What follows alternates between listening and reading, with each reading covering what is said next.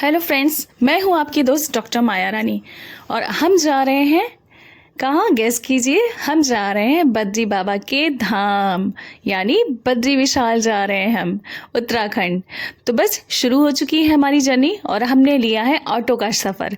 तो ये हमने घर से बुक कर लिया और बस निकल पड़े हैं। और ये है फुलवरिया वाला फ्लाईओवर, यानी बनारस में मैं रहती हूँ वहाँ से। और हम ट्रेन से जाएंगे। तो बस पहुँच चुके हैं स्टेशन। और ये ट्रेन तो हमारी नहीं है, देखिए पतिदेव के कंधे पे पूरा बैग रखा हुआ है। हम जा रहे हैं देहरादून एक्सप्रेस से, और जो कि अभी ये वाली तो नहीं है, आगे हैं। देखती हूँ अगर मुझे बोर्ड में दिखाई देता है तो आपको पढ़ के बताती हूँ। वेल कोई नहीं। देहरादून एक्सप्रेस, चलिए कोई नहीं, आगे बढ़ते हैं और शुरू करते हैं अपनी जर्नी। मज़ा आने वाला है, बहुत सारा फन आने वाला है दोस्तों, क्योंकि ये जो स्पिरिचुअल होता है वो अलग ही होता है। देखिए ये लिखा है ना बनारस देहरादून, वही ट्रेन है हमारी। तो वैसे तो हम गाड़ी से सफ़र करते हैं ज़्यादातर, क्योंकि हस्बैंड को शौक है ड्राइविंग का, लेकिन बहुत अरसे बाद हम ट्रेन से जर्नी स्टार्ट कर रहे हैं। तो देखिए क्या मज़ा आने वाला है। मैं तो वाकई बहुत एक्साइटेड हूँ, इतनी एक्साइटेड हूँ बता अपनी खुशी रोक नहीं पा रही हूँ कि मुझे ट्रेन में बैठना है। आपको शायद अजीब लगे ये, लेकिन सच में बहुत खुश हूँ, बहुत ही खुश हूँ। और पतिदेव ने सारा सामान मेरा ले लिया है मुझे कुछ नहीं दिया। एक छोटू सा बैग है मेरे कंधे पर और बाकी सारा सामान उनके ऊपर है। देख सकते हैं, मैं दिखाती हूँ, जस्ट देखो बहुत सारा है। उफ, लेकिन क्या करूँ, ठीक है, इट्स ओके। मैं फ्री हूँ इसलिए बस रिकॉर्डिंग कर रही हूँ, और वो भी सिर्फ आपके लिए। और बने रहिए मेरे साथ, आगे बहुत ज़्यादा अच्छा लगेगा। क्योंकि ये एक देखा जाए तो बहुत, क्योंकि हम धाम जा रहे हैं और ये बहुत काफ़ी दिनों से हमारी इच्छा थी कि जाएं। बस बद्री बाबा का बुलावा आ गया और हम जा रहे हैं। और देखो मेरी ट्रेन कहीं छूट न जाए, पकड़ो मुझे, पकड़ लो प्लीज़ पकड़ लो। चलो फाइनली मैं बैठ चुकी हूँ ट्रेन में और ले रही हूँ मज़े। ये क्या है? रास्ता जो कि ट्रेन की विंडो से मुझे दिख रहा है, बस हरियाली और ये रास्ता, क्या बात है, सुहाना सफ़र। सच में एक्साइटमेंट जो है ना वो रुक नहीं रही। और एक चीज़ और आप बता दूं कि ट्रेन बहुत अच्छी है, बहुत ही अच्छी है। देहरादून एक्सप्रेस जो ये ट्रेन है बनारस से, मतलब इसमें ये जो इसका जो कंपार्टमेंट वगैरह है और बाकी सब चीज़ें, साफ़ सफाई, मतलब मुझे यकीन नहीं हो रहा है कि रेलवे इतना सुधर गया है। ट्रेन, ये सिर्फ ये ट्रेन ही इतनी अच्छी है, आई डोंट नो, बट खैर ठीक है, बातों बातों में सफ़र बीत गया और हम पहुंच चुके हैं लखनऊ। मैंने ये वीडियो आपके लिए छोटा बनाने की कोशिश की है। और आपको कोई भी जानकारी चाहिए इससे रिलेटेड कि आप बद्रीनाथ धाम जाना चाहते हैं तो कब जाना चाहिए, कैसे जाना चाहिए, क्या सही रहेगा, वो पूरी जानकारी मैं आपको दे सकती हूँ। क्योंकि मेरे हस्बैंड को बहुत ज़्यादा नॉलेज है इन सब चीज़ों का। उनको ट्रैवल का बहुत शौक़ है और मतलब मोस्टली बहुत जगह आउटिंग कर चुके हैं वो। तो खैर वैसे तो हम पहुंच चुके हैं लखनऊ स्टेशन, और यहाँ से कुछ हमें कुछ खास लेना नहीं है। हमने घर से खाना वाना पैक कर लिया था और अब हम पहुंच चुके हैं हरिद्वार, सॉरी ऋषिकेश पहुंच चुके हैं। और बस यहीं से हमारी टैक्सी पहले से ही बुक है, तो बस टैक्सी में हम बैठेंगे और निकल पड़ेंगे पहाड़ों की ओर। और ये शुरू हो गया पहाड़ों का सफ़र।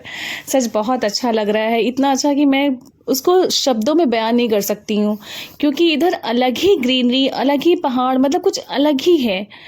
और जो भी है, मतलब बस ये है कि मन में कि बस अच्छे से दर्शन हो जाएं।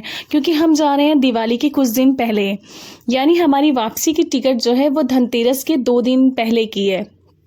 तो बस निकल पड़े हैं हम। और घर जाके बहुत सारी तैयारी भी करनी है दिवाली की। बहुत सारी तैयारी तो मैं करके आ चुकी हूँ, लेकिन फिर भी अभी समझ ही सकते हैं आप, घर पे तो बस मैं और मेरे हस्बैंड, हम दोनों ही जा रहे हैं दर्शन करने के लिए। तो आपको अगर आगे आपको देखना हो वीडियो में कुछ भी, अभी हम इसके आगे नेक्स्ट वाले वीडियो में हम आपको जोशी मठ और एकादशी माता का मंदिर, वो सब आपको दर्शन कराएंगे, वो भी अच्छे से। लेकिन बद्रीनाथ धाम में मैं बाहर से ही दर्शन कराऊंगी आपको, क्योंकि वहाँ जाके मेरे पास कोई शब्द नहीं बचे थे। और ये देखिए आ गया नर और नारायण पर्वत। अभी दिखाती हूँ आपको अच्छे से, वीडियो को देखिए ध्यान से। अभी हम रुकेंगे, गाड़ी रोकेंगे, हस्बैंड ने बोला है गाड़ी रोकेंगे। तो नर और नारायण पर्वत है। कहते हैं ये पर्वत शायद एक दिन एक हो जाएगा, तो कुछ ऐसा है कि बद्रीनाथ धाम नहीं रहेगा, ऐसी कुछ मान्यताएं हैं। पता नहीं क्या सच है क्या झूठ, इतनी तो जानकारी नहीं है। लेकिन ये है नर और नारायण पर्वत।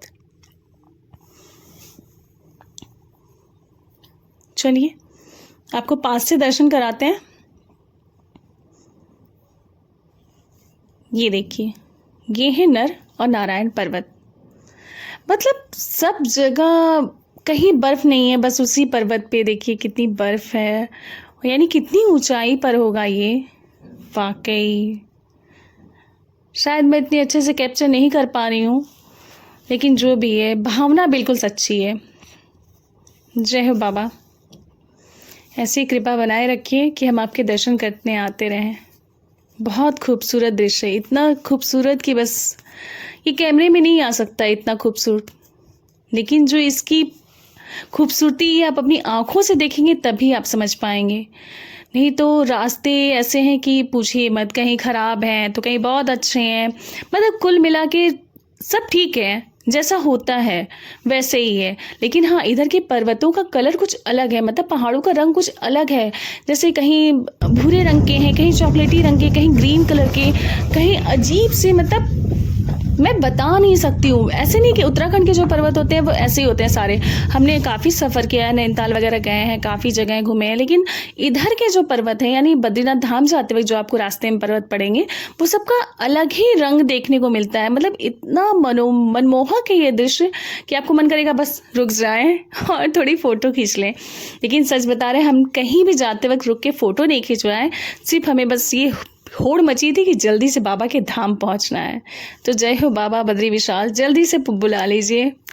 बस यही है मनोकामना कि सुरक्षित जाएं, सुरक्षित आ जाएं, क्योंकि रास्ते कहीं के इतने ख़राब भी हैं कि देख के डर भी लगता है। लेकिन हाँ, ये मौसम सही है। और देखिए, मैं आपको बातों में नहीं ले जाऊंगी, अब हम पहुंच चुके हैं धाम में। ये देखिए कितना खूबसूरत है। हम पहुंचे हैं शाम को और बस सीधे होटल में बैग रखा है और हम आ गए हैं स्नान करेंगे तो बाबा बद्रीनाथ धाम में, यानी तप्त कुंड में। और ये देखिए तप्त कुंड आपको दिखाती हूँ। ये जो धुआं निकल रहा है, ये गर्म पानी का धुआं, ये तप्त कुंड से निकल रहा है। जय हो बद्री बाबा विशाल, जय हो बद्री बाबा। आखिर आपके धाम आने की इच्छा पूरी हो ही गई, ये मनसा पूरी कर दी आपने बाबा। ये जो फीलिंग आ रही है ना, ये आप यहाँ आके ही महसूस कर सकते हैं, किसी के कहने से नहीं। जय हो बद्रीनाथ बाबा। ये शाम, ये देखिए तप्त कुंड। मैंने नहाने के बाद यहाँ हल्की सी शूटिंग की है, क्योंकि औरतें नहा रही थी तो वो सही नहीं था, बस थोड़ा सा इसलिए दिखाया आपको। और बस ये देखिए, गर्म पानी में नहा के इतना मज़ा आता है कि बता नहीं सकते हैं। पूरी थकान निकल गई, पूरी थकान, जैसे लग रहा है कि बिल्कुल फ्रेश है, कुछ भी नहीं हो, कोई दिक्कत है, कहीं कोई दर्द नहीं है। जबकि हम नॉन स्टॉप आ रहे हैं, यानी बनारस से सीधे ऋषिकेश, और ऋषिकेश से उतरते ही सीधे टैक्सी में बैठ गए। वहाँ हमने वेट भी नहीं किया, मतलब फ्रेश भी नहीं हुए, कुछ नहीं, सीधे टैक्सी में बैठ गए हम। और टैक्सी से सीधे, यानी ये सफ़र हम चले थे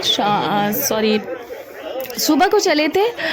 और सुबह को चले थे हम, करीब 8 बजे करीब हमारी ट्रेन थी, 8:20 की।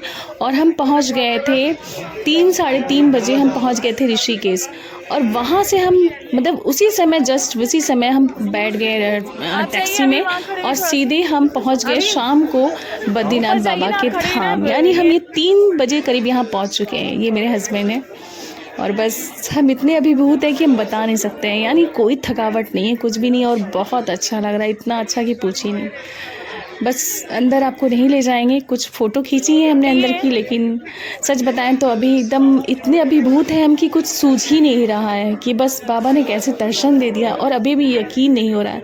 शाम के समय जो लाइटिंग होती है ना, वो इतनी अद्भुत होती है कि देखते ही पूरा नज़ारा ही बदल गया। ये देखिए, कभी लाल, कभी पीला, और कभी हरा, कभी गुलाबी, मतलब क्या बताऊँ, शब्द नहीं है मेरे पास, रियली शब्द नहीं है। और इतने आंसू आ रहे थे वो अपने आप कि वो शब्दों में बयां कर पाना मुश्किल है। उसके लिए आपको खुद आके यहाँ पे दर्शन करना होगा, जब आपको बाबा बुलाएंगे। सच, वो अनुभूति कोई आपको नहीं दे सकता है, कहीं आपको नहीं मिल सकती है, वो सुकून जो कहीं आपको नहीं मिल सकता है।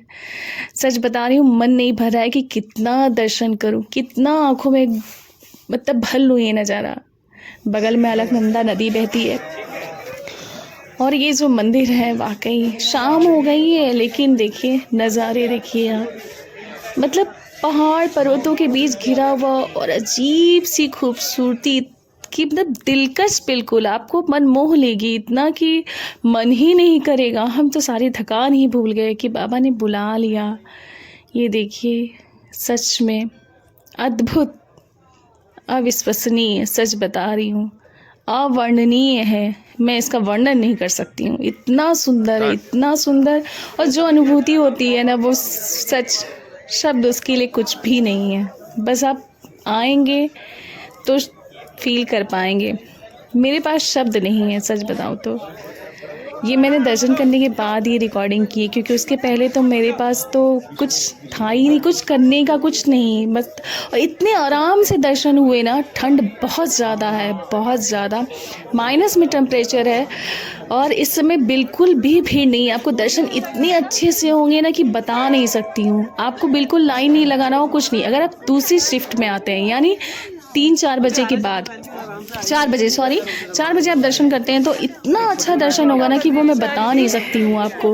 कोई भीड़ नहीं, यानी आप ठंड में आइए आराम से। अगर हाँ, आपके हाथ पैर अगर जवाब मतलब कि सही हैं और आपकी उम्र सही है, तो आप बिल्कुल आइए, बेझिझक आइए। हम जैसे लोगों के लिए तो ये मौसम बहुत अच्छा रहा, क्योंकि अगर दर्शन करना है तो ठंड नहीं लगती बिल्कुल भी। हमने जैकेट पहन रखा है, इनर पहना, और नहाए, मतलब बिल्कुल भी नहीं। अगर अद्भुत दर्शन करने हैं तो, बाबा को आंखों में भरना है तो ये मौसम सबसे बेस्ट है। लोग कहते हैं ना कि जब खुलता है 22 अप्रैल को खुलाता है, ऐसा कुछ नहीं है। खुलने के समय ही दर्शन करना ज़रूरी नहीं है। आप बस आराम से आएँ। अगर दर्शन करना चाहते हैं, ज़्यादा अच्छे से दर्शन करना चाहते हैं, तो ये समय सबसे उपयुक्त है, यानी अक्टूबर बहुत अच्छा है। हाँ, लेकिन अगर आपका शरीर साथ दे तो, आप यंग हैं तो। बुज़ुर्गों के लिए मैं ये सलाह बिल्कुल नहीं दूँगी। हम लोगों के लिए ये सही था समय। बस चलिए, आपको अच्छा लगा तो लाइक करिएगा, शेयर करिएगा और सब्सक्राइब करिएगा। ये मेरे होटल का रूम है, जहाँ मैं रुकी थी, वहाँ का है ये सीन। कुल मिला के बहुत अच्छा एक्सपीरियंस रहा, और बाबा की कृपा थी कि इतने अच्छे से दर्शन हुआ, और कुछ नहीं चाहिए। आप सब लोग प्लीज़ मेरे चैनल को लाइक करिएगा, शेयर करिएगा और सब्सक्राइब करिएगा। Thank you so much guys, thank you so much.